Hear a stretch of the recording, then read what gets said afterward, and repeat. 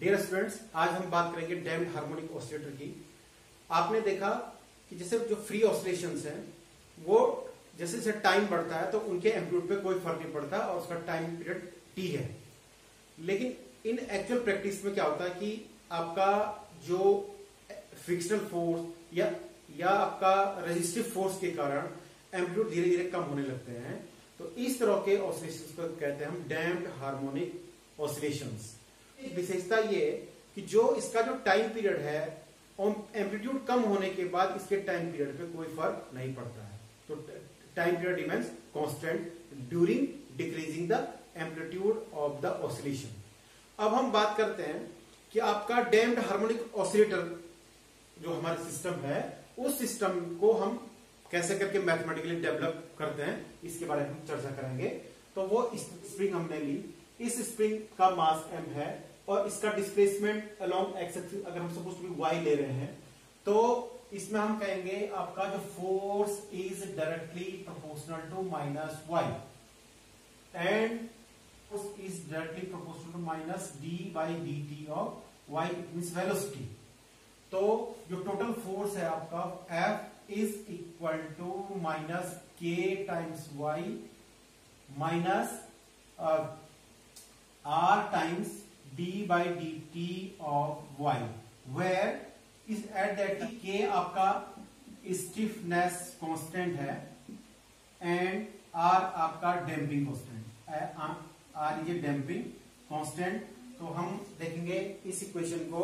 यह आ जाएगा आपका m d by dt 2 of y plus k plus r over d by dt of y plus ky is equal to 0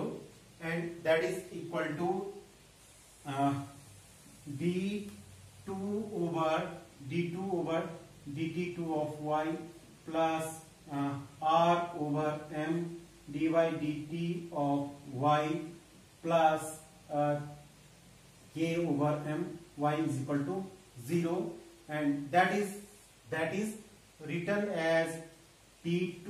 over dt2 of y plus 2b d by dt of y plus omega 0 square y is equal to 0 where 2b comes out to be r over m and omega 0 square comes out to be k over m। ये इसकी values हैं। Let the solution be y is equal to c into e to the power lambda t, e by dt of y is equal to c into lambda times e to the power minus lambda t and d2 over dt2 of y comes out to be c lambda square e to the power lambda t। अब अगर हम इन values को second derivative, first derivative और y की value को अगर हम इस इक्वेशन में रखेंगे तो now we get c into e to the power lambda t square plus 2b lambda plus omega 0 square is equal to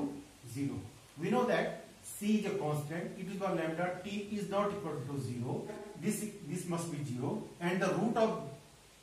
this equation is lambda is equal to minus 2b plus minus root of 4b square minus 4 omega 0 square divided by 2 and which comes out to be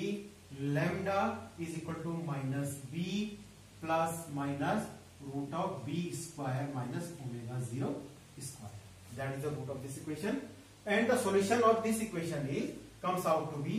y is equal to y1 plus y2 and that is equal to power minus b plus alpha plus c2 times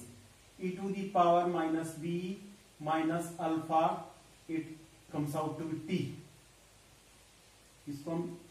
t से भी multiply करना पड़ेगा, ये आपका इतना आ जाएगा,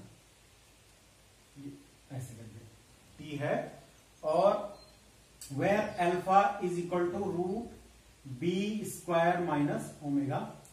C1 और C2 की वैल्यू को निकालना। तो हम जानते हैं कि अगर हम at t is equal to 0 पर y is equal to suppose to be y0 है, तो इस इक्वेशन में अगर हम इसकी वैल्यू को रखेंगे तो नाउ वी गेट C1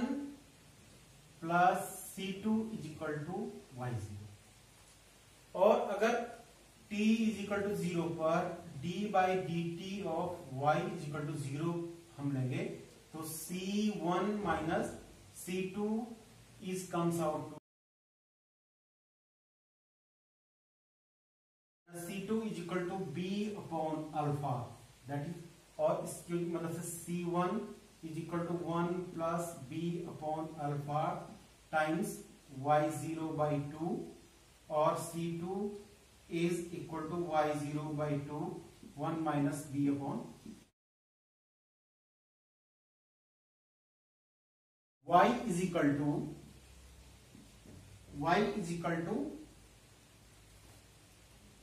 अब इसमें से हम क्या करेंगे, एक तो e टू का माइनस बीटा टी को e to the power minus beta t को हम कॉमन ले सकते हैं और C1 की वैल्यू इससे रखेंगे तो यह आ जाएगा y0 over 2 into 1 plus b by alpha e to the power alpha t plus y0 by 2 1 minus b by alpha into e to का माइनस अल्फा इंटू टी, यह आपका इतना आ जाएगा। और इसमें हम क्या करेंगे कि अगर हम इसको थोड़ा सा और एलोबरेट करके कुछ लिखेंगे तो y0 where y0 is amplitude e to the power minus beta t और यह जाएगा आपका e to the power alpha t plus e to the power minus alpha t over 2 and plus e to the power alpha t minus alpha t e to the power minus alpha t divide by 2।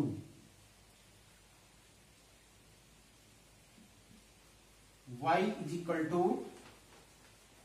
y0 times e to the power minus b t into e to the power alpha t plus e to the power minus alpha t divide by 2 plus b upon alpha e to the power alpha t minus e to power minus alpha t divide by 2। ये हमारे पास solution, इसका जो general solution है वो इस तरह से आ जाएगा। अब हमारे if b square is greater than omega 0 square तो क्या होगा, तो हम देखेंगे कि ये आपका b square is greater than omega square होगा। तो ये जो इक्वेशन है इसमें root of alpha is equal to root of b square minus omega 0 square, तो b square is greater than omega g square, तो ये पॉजिटिव डेफिनेट आएगा। तो अल्फा की जो वैल्यू होगी वो पॉजिटिव होगी, तो इसका इस टाइम पे जो टेक्निक होगी डेड बीट आएगा। और सेकेंड है अगर हमारा b square is equal to omega 0 square अगर होगा तो इसको जब हम इस पूरे इक्वेशन को सॉल्व करेंगे तो now we get y is equal to y0 times 1 plus b, जब हम b square is equal to omega 0 square लेंगे तो ये इक्वेशन को जब हम सॉल्व करेंगे तो वो ये इक्वेशन इतनी आ जाएगी। तो इसमें हमारा क्योंकि हमारा डेड बीट ऑफ क्रिटिकल, इस कंडीशन को कहेंगे हम क्रिटिकली डैम्प्ड, ये हो गया हमारा क्रिटिकली डैम्प्ड। अब हमारा जो इंटरेस्ट है वो मेन इंटरेस्ट है आपका if b square is less than omega 0 square तो क्या होगा, जो हमारा मेन फोकस है वो इस पर रहेगा। तो अगर हम b square is less than omega 0 square रखते हैं तो हम b square minus omega 0 square equal to omega dash square, इस टाइम पे हम ले रहे हैं b square minus omega 0 square equal to omega dash square. अगर I is equal to y0 times e to the power minus beta t into e to the power alpha t, यानी कि root B square minus, तो तो हम इसको लिख सकते हैं minus i omega dash t plus i omega dash t e to the power minus i divide by 2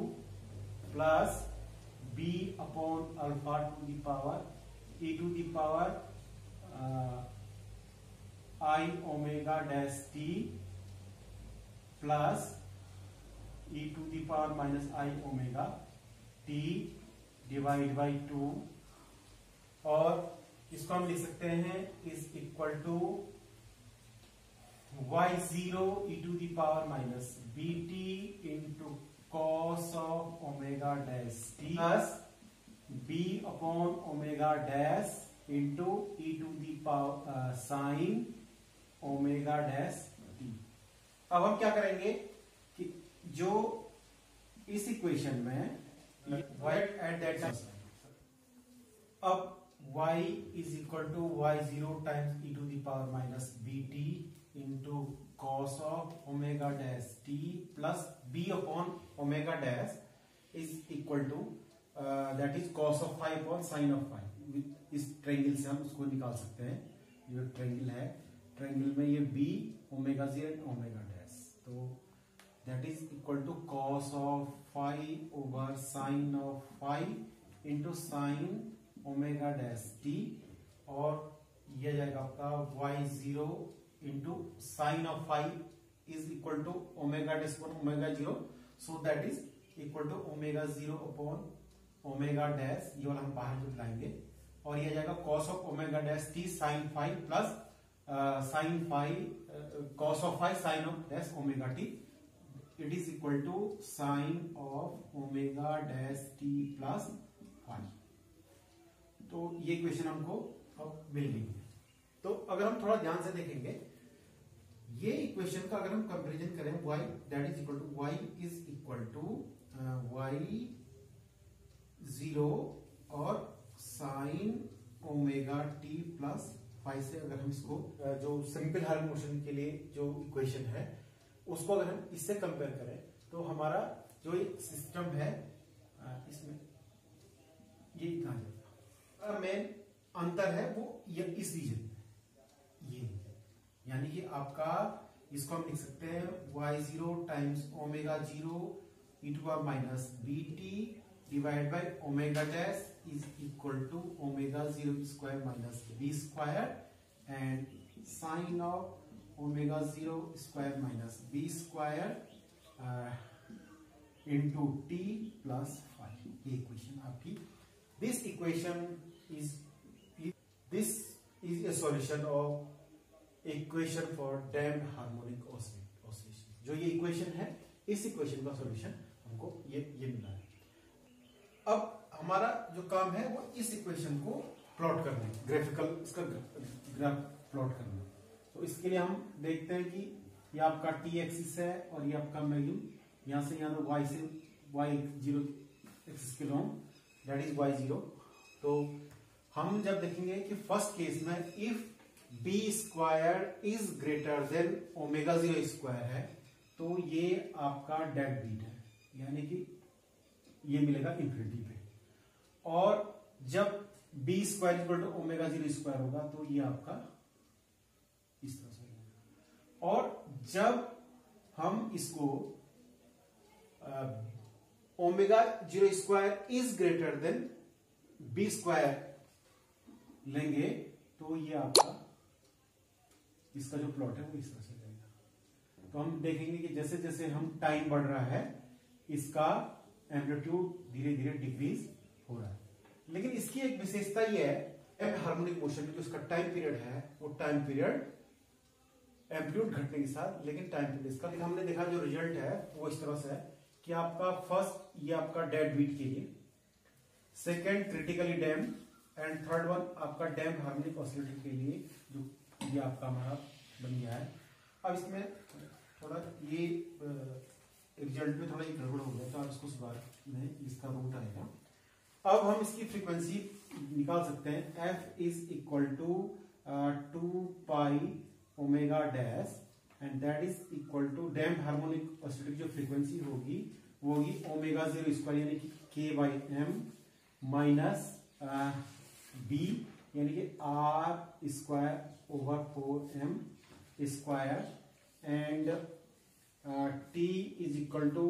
1/2 pi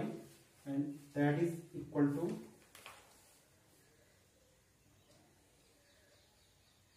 1/√k over m minus r square over 4m square. तो ये इस प्लेन सिस्टम में निकल गया है। और जबकि हमारा जो फ्रीक्वेंसी और सिंपल हार्मोनिक ऑसिलेशन के लिए है वो है k/m हमारा निकलता है। तो इस तरह से इसमें और डैम्प्ड हार्मोनिक ऑसिलेशन और सिंपल हार्मोनिक ऑसिलेशन के लिए हमने इक्वेशन प्राप्त कर ली है। तो अब नेक्स्ट जो टारगेट हमारा वो होगा force harmonic oscillator. Thank you.